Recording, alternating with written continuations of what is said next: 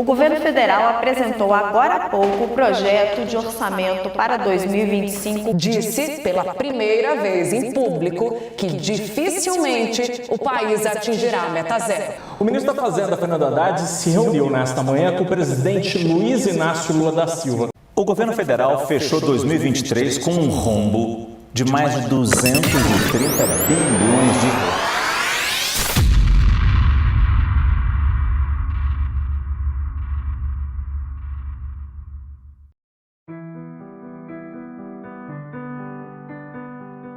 O Brasil, na época dos governos petistas, com Lula e Dilma, houve uma queda na dívida PIB no Brasil, chegando a 60% em 2013. Porém, ao contrário de uma parte do imaginário popular, não por mérito desses governos, mas por se beneficiarem da alta de preços das commodities no mercado internacional, o que fez entrar uma gorda grana nos cofres públicos. Porém, ao invés do governo focar em reduzir impostos e o tamanho da máquina pública sobre o indivíduo, decidiu inchar o tamanho do Estado, com o pensamento fracassado do desenvolvimentismo, que o Estado deve ser o motor do crescimento da economia. E isso veio com um preço. Com a queda do valor dos produtos que o Brasil exporta, entrou menos dinheiro do que era necessário para manter aquela loucura econômica. E veio a grande recessão, que foi a causa do impeachment de Dilma, fazendo os governos futuros de Temer e Bolsonaro arcar com a crise que surgiu nos seguintes anos.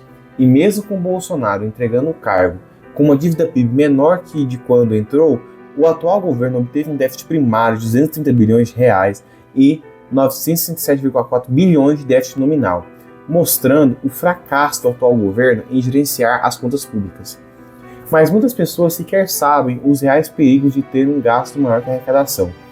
Esse problema é o maior veneno de qualquer nação, pois com gastos desenfreados você trava o crescimento econômico, aumenta a inflação, sua nota de crédito abaixa, os produtos sobem e, invariavelmente, a moeda se desvaloriza, devido ao aumento da base monetária. Os juros precisam se manter mais altos para ser atrativo emprestar dinheiro para o Brasil. Neste vídeo, eu vou mostrar detalhadamente os problemas de um déficit fiscal na economia de um país, se o Brasil está no caminho de quebrar e como você pode se proteger desse problema de diversas formas. Primeiro ponto, ambiguidade nos dados de déficit. Quando falamos de déficit fiscal, é muito comum haver uma ambiguidade na análise dos dados. Como, por exemplo, como se tem no excerto acima, o Brasil teve um gasto nominal maior que o primário. Mas a grande dúvida já começa aí. Quais são as diferenças? O déficit superávit primário mostra quando o governo teve de saldo sem considerar o pagamento de dívida. Já o nominal é considerado o pagamento de dívida. Por exemplo, é como eu pegar uma família que possui uma renda mensal de 10 mil reais que financiou um imóvel. Seus gastos sem o pagamento da parcela mensal é de 5 mil reais, mas com a parcela do financiamento, esses gastos sobem para 8 mil. Ou seja, na teoria essa família teve um superávit primário de 5 mil, mas no nominal teve 2 mil. O déficit segue a mesma lógica.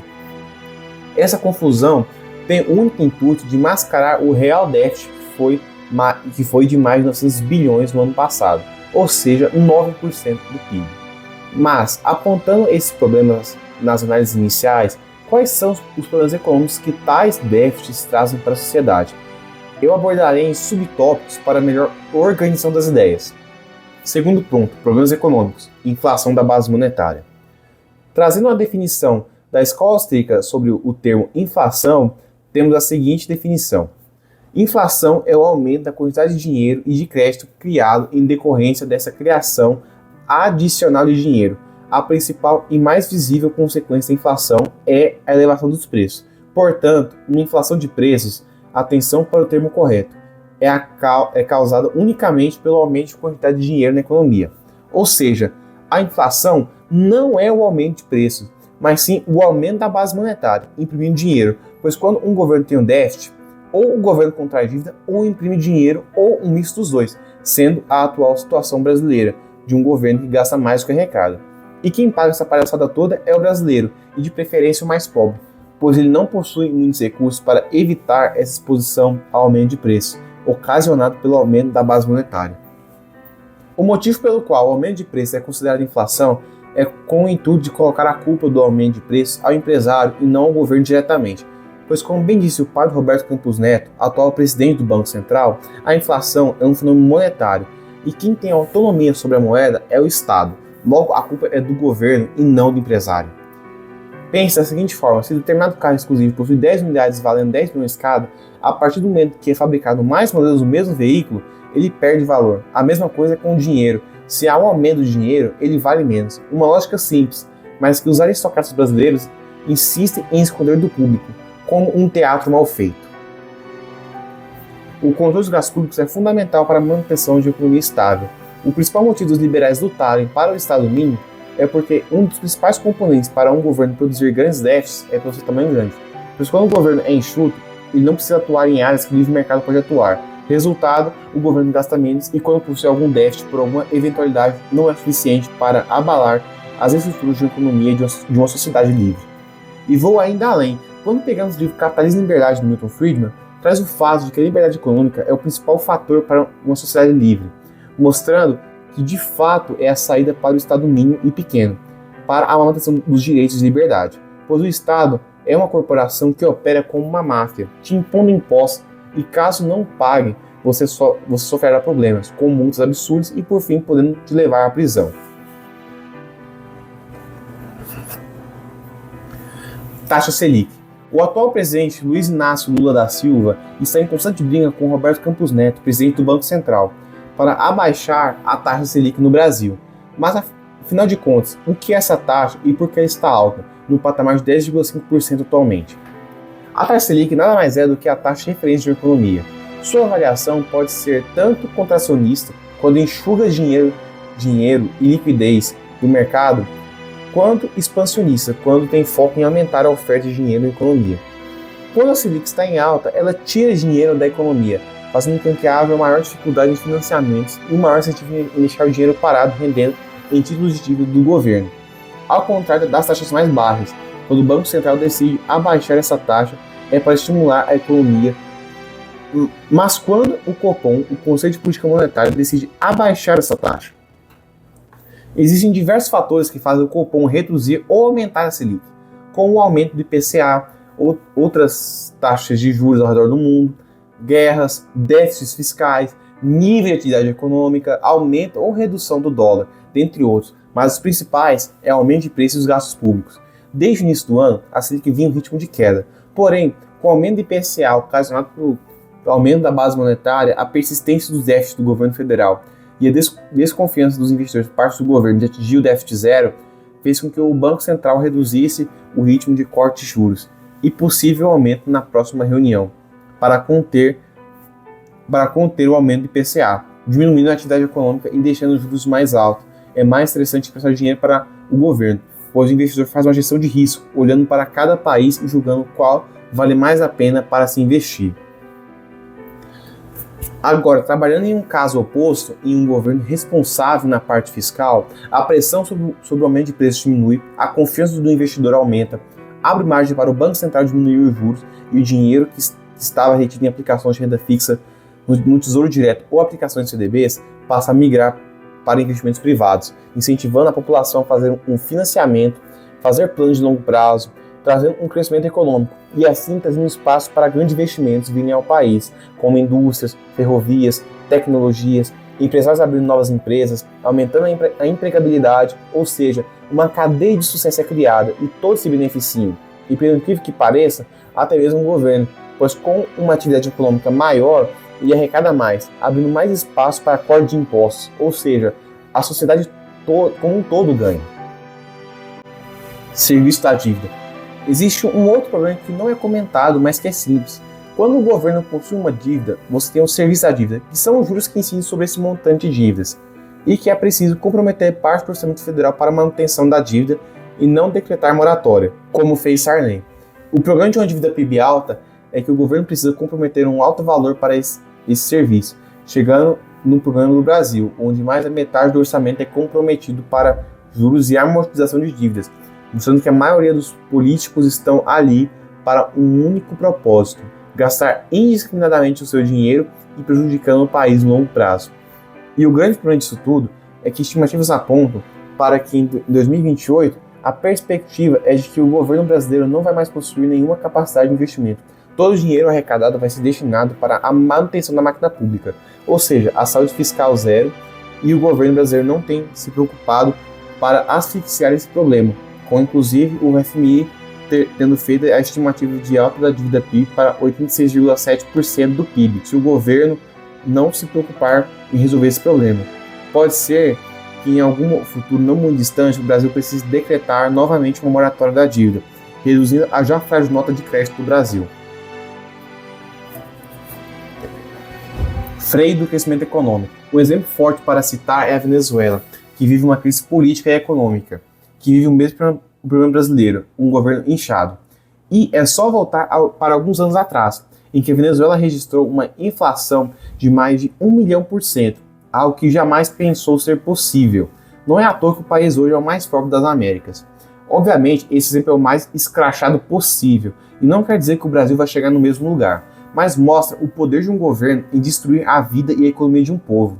O aumento desenfreado da base monetária cria o problema básico da impossibilidade de criar planos de longo prazo, impossibilitando investimentos de grandes empresas e investidores.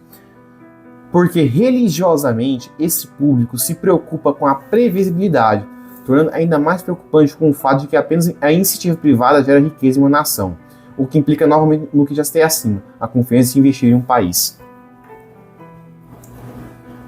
Terceiro ponto, o Brasil vai mesmo quebrar? Como já mostrei acima, alguns dados preocupam a situação fiscal no Brasil. Novamente, em 2023, o governo obteve um déficit gigantesco comparável a uma pandemia. E no primeiro semestre, obteve um déficit de 69 bilhões de reais, mesmo com o recorde de arrecadação. A expectativa perigosa do Estado brasileiro não ter dinheiro para investimentos, a dívida PIB chegando aos 86% do PIB, mostra a complexidade do problema que o Brasil está se enfiando. Mas a grande pergunta que fica é, vamos nos tornar uma Venezuela? A resposta é bem complexa, pois o Brasil já passou por um período complicado. Nos anos 70, a crise do petróleo abalou o mundo inteiro, inclusive o Brasil, que trouxe uma hiperinflação por um governo que gastava mais do que arrecadava. E isso levou anos para se resolver, sendo solucionada apenas com a vinda do Plano Real, que continha os gastos públicos, o que foi fundamental para segurar a inflação no Brasil. A chance que isso se repita é complicada de se responder, pois com o atual governo, o incentivo é de gastar cada vez mais devido à visão de que o Estado é o motor da economia e não o capital privado. O problema é que se persistir neste erro por um período grande, a chance de irmos de volta para os tempos sombrios da hiperinflação é real. Uma coisa é quando o governo tem um déficit uma vez ou outra por uma eventualidade. Agora, quando isso se torna recorrente, é um problema. A chance de reverter essa situação é retirarmos o atual presidente, pois a visão econômica é velha e antiquada, pois já se provou errada. Enquanto isso, no governo passado, Paulo Guedes focou em reduzir o tamanho do Estado, o que trouxe benefícios para o Brasil, como a produção de sufrágio primário e a redução considerada do déficit primário, mostrando qual visão tem viabilidade de ser mantida. Caso o povo brasileiro decida manter o atual governo, podemos sim ver o Brasil quebrar, assim como 2014, e decretar em um futuro a moratória da dívida. Quarto ponto, como se proteger disso tudo? Sabendo que existe um certo risco do Brasil quebrar, como você deve se proteger? Existem diversas formas de se proteger. A forma mais conservadora, e que eu particularmente sou crítico, é o CDBs e Tesouro Direto. Acontece que essas modalidades são atreladas a dados do IPCA, ou aumento de preço. Só que esses números vêm muito maquiados pelo fato de ser uma média, não representando o impacto no estilo de vida de cada pessoa. Isso nos faz levar para outras opções, como Bitcoin, sendo considerado já por diversos analistas uma reserva de valor futura. Ainda mais agora com Donald Trump prometendo transformar o Bitcoin em uma reserva nos Estados Unidos, o que, com sua provável vitória nos Estados Unidos, vai trazer uma supervalorização da moeda. Outra forma de se proteger é se expor diretamente ao dólar, pois mesmo sendo uma moeda fiduciária ligada a um governo, ainda possui uma grande estabilidade, sendo uma forma de fugir da atual desvalorização do real. Você pode tanto comprar dólares ou até mesmo operar no mercado de ações norte-americano, que possui uma alta gama de empresas devido ao alto índice de liberdade econômica. Formas de se proteger não faltam, mas é preciso sempre estudar cada uma, e o que não falta é conteúdo de diversos investidores no YouTube explicando sobre como se proteger. Deixar todo o patrimônio uma moeda frágil como real é insanidade, pois a partir do momento que o Brasil atravessar uma crise global, seremos o primeiro a levar uma rasteira e o real vai junto. Conclusão. Ou seja, quando um governo decide ter uma irresponsabilidade com a parte fiscal, está condenando uma nação que no futuro vai pagar um preço alto por isso. Mas quais razões fazem um governo ter grande incentivo de aumentar os gastos públicos, mesmo que com déficits? Simples, o PIB tem uma medição que é calculada da seguinte forma: com gastos públicos, gasto privado, saldo da balança comercial e investimentos, seja ele público ou privado. E aí que está o problema. Quando um governo decide gastar mais do que arrecada, independente seja para investimentos ou custeio de um estado maior, aumenta no curto prazo o PIB, o que aparenta ser bom, mas logo vem o preço disso, a inflação da base monetária, o problema esse já citado acima. Isso mostra também que não devemos confiar em nenhum governo, pois são entidades que operam como máfias de forma coercitiva. Além disso, mostra a importância de nos protegermos contra as loucuras da economia brasileira, nos expondo a economia mais estáveis e com um nível de liberdade maior, pois o capital público não gera riqueza, mas o privado sim, provando assim os riscos que um déficit fiscal pode causar em uma economia.